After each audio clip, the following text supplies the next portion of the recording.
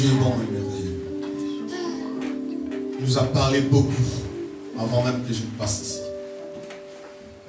Nous avons écouté la révélation de l'ascension. Nous avons écouté les secrets de l'adoration qui touche le trône du Père. C'est l'adoration qui déclenche les choses invisibles. Dieu est merveilleux. Je suis très heureux dans sa présence. Et quand il est là, je suis à l'aise. Parce que je sais que ce n'est plus moi, mais c'est lui. Alléluia. Amen. Prenons nos Bibles. Je vous salue dans le précieux puissant nom de Jésus. Nous prenons dans le livre de Luc.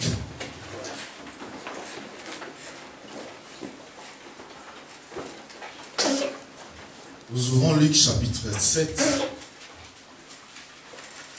À partir du verset 11 jusqu'au verset 16, si tu te trouves, nous allons nous lever pour honorer la parole de Dieu.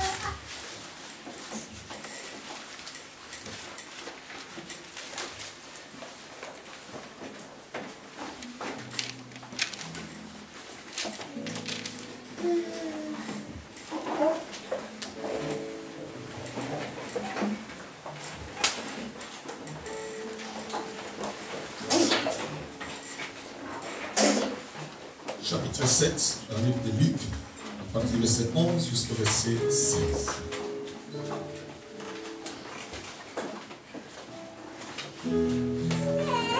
Levons-nous pour honorer la parole.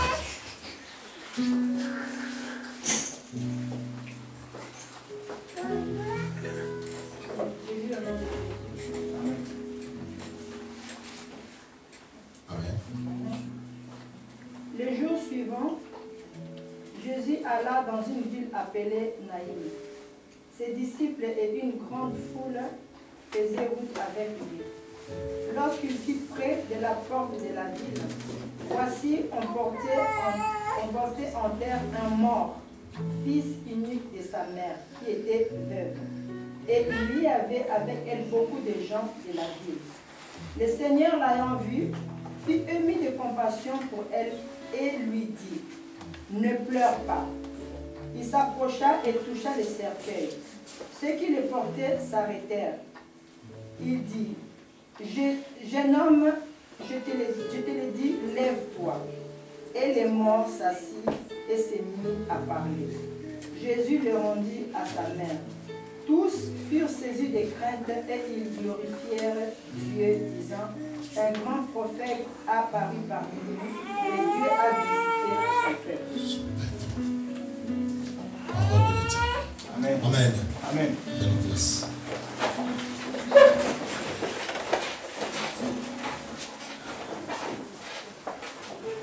Jésus,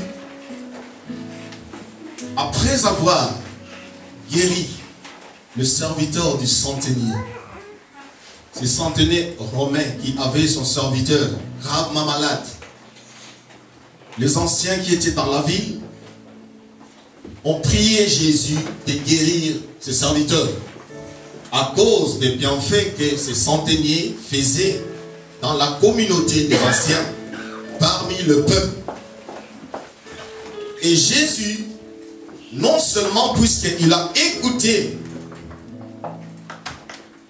la demande de ces anciens, mais il a vu la foi qui était en ces centeniers.